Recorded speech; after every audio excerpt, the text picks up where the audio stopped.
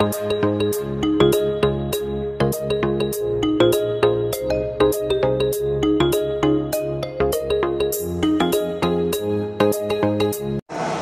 ito yung repetition, yung pag-ulit doon po sa inutos po ng Panginoon, no? Doon po sa Exodus. So sabi sa Deuteronomy chapter 6 verse 5 is, "You shall love the Lord your God with all your heart, with all your soul, and with all your mind." No? So yan po yung, kumbaga yung repetition, yung sinabi po sa Exodus. Dahil dito po sa last book po ng Deuteronomy, ipinaulit po ng Lord, no? At inulit, reiterate ni Moses sa mga Hudyo, no? Sa bayan po ng Israel. Ito daw po, no? First and foremost, dapat na meron ang isang believer at follower po sa Panginoon. Yung kanya pong pag-ibig po sa Diyos. No? Kaya sabi nito, "You shall love the Lord your God with all your heart, with all your mind, with all your soul, and with all your mind." Lahat, yung buong pagkakama natin, dapat ito po ay ialay natin, buong-buo sa Panginoon. No? Whether, sabi nga, kahit ano pa man yung ginagawa natin, dapat po, yan po ay inaalay po natin ng buo sa Panginoon. No? Ayaw ng Panginoon ng bawas, ayaw ng Panginoon ng yung tira-tira. No? Sabi nga, naalala ko po, sa isang pong linggo, binigyan tayo ng Panginoon ng 7 days. No? Ang hinihiling lang sa atin ng Lord is actually a portion ng ating araw every Sunday. Hindi naman tayo nag-stay ng buong araw sa church, di ba? Tama po? Hindi. So, ilang oras na tayo usually nag-stay? 2 hours. 2 or hours. 3 hours. Matagal na yung 3 hours, no? Yung pag 3 hours yan, parang mag-ikot na yung mga pwede natin kasi upuan natin, ano, parang gusto na natin tumayo, gusto na natin lumabas, gusto na natin umuwi. No? Pero, kung ikukumpara, no? Ikukumpara no, sa mga Israelita, yung panahon nila, kapag sinabing 7th day, no, kaya yung 7 araw, kaya yung day of rest, talagang walang nagtatrabaho sa kanila. No? Walang gumagawa, lahat sila talagang dinededicate nila yung kanilang buong araw. Kundi sa pag-worship lang po sa Panginoon. No? Pagbibigay ng worship, pagpapahinga, no? Kumbaga, kung ililipat kung itatranslate namin sa panahon natin ngayon, dapat walang bukas na mall, walang bukas na park, lahat ng mga establishment sarado. Kahit anong kumpanya pa yan. Kasi yun yung day of rest. Dapat magpahinga ka. No? And medically speaking, dapat daw po, sa isang buong linggo ng pagtatrabaho, meron daw dapat yung katawan natin pahinga.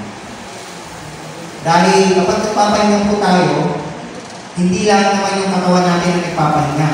Nagpapahinga rin ang ating pong puso, nagpapahinga yung ating pong espiritu, nagpapahinga rin po yung ating pong isipan. Diba? Hindi ka babiyahe, nasa bahay ka lang, nagre-relax ka. Di po ba? Kumbaga yung totality po ng ating pong pagkatao ay gusto ko at inaalagaan din ng Panginoon, kaya ito sinabi. You shall love the Lord your God with all your heart, with all your mind, with all your soul, and with all your strength. Diba? Dahil iniisip ng Lord yung ating pong well-being. Diba? So, atin po, on our part being a Christian, dapat po, ito po yung most and foremost isang bagay na meron tayo. Dapat marunong tayo magmahal. Bakit? Pinakita ng Panginoon kung paano tayo mahalin. Dapat alam natin kung paano na siya i-share. Sabi nga po, no, hindi ka makapagbibigay ng totoong pag-ibig kung hindi mo kilala kung sino yung pag-ibig. Tama po? Amen. Naririnig po kayo. And pangalawa, ito dito po yung isa sa mga attitudes natin is yung worship. Sabi po sa may 1 Chronicles 16:29, "Give unto the Lord the glory due unto His name. bring an offering and come before Him, worship the Lord in beauty of holiness. No? In the beauty of His holiness. Yung ating pong pagsamba. Ito pong ginagawa po natin is an act of worship. Nakikinig tayo, i-ingest natin yung salita ng Panginoon, iniintindi natin, ini-internalize natin, isinasabuhay natin, isinasa puso natin. So, this is a way, no, ng ating pong pagsamba sa Panginoon. Pastor, paano pag halimbawa hindi naman nakakasip pa?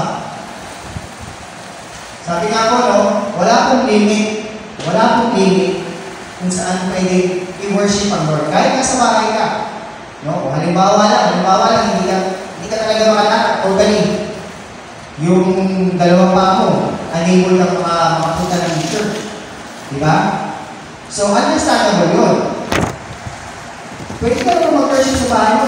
Pero kung ikaw naman ay able, kakalakad ka, merong kang means ng transportation, merong maghahatid sa'yo, merong paraan para makapunta ka ng church,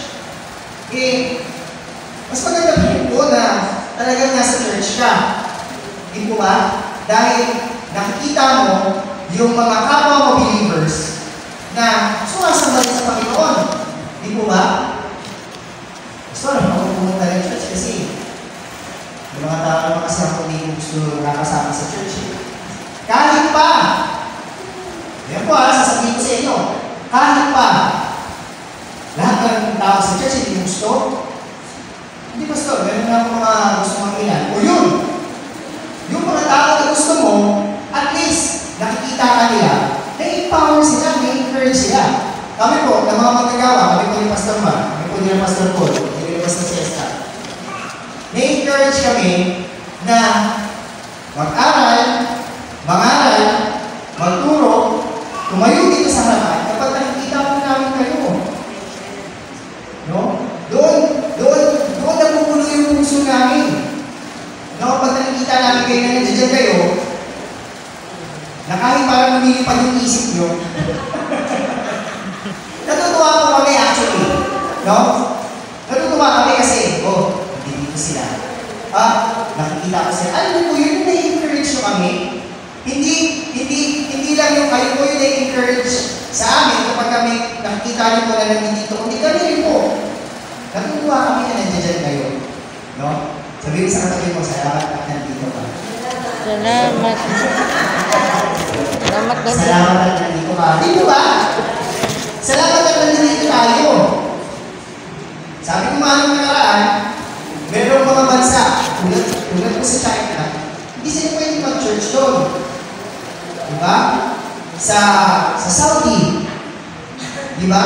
Hindi rin po pwede ang Christian church doon. Dahil ang dominant na religion nila is Islam. Diba? So, hindi ka pwede mag-Christian doon. No? Alam niyo po, na-inspire ako doon sa kwento ko ng isang pastor. Sabi ng isang pastor, meron silang isang binisita ng underground church sa China. So, nagtipon sila, alam mo po, yung parang isang ganito sa ganitong lugar, pagkatapos sila makumpleto sa loob, sinarado na nila.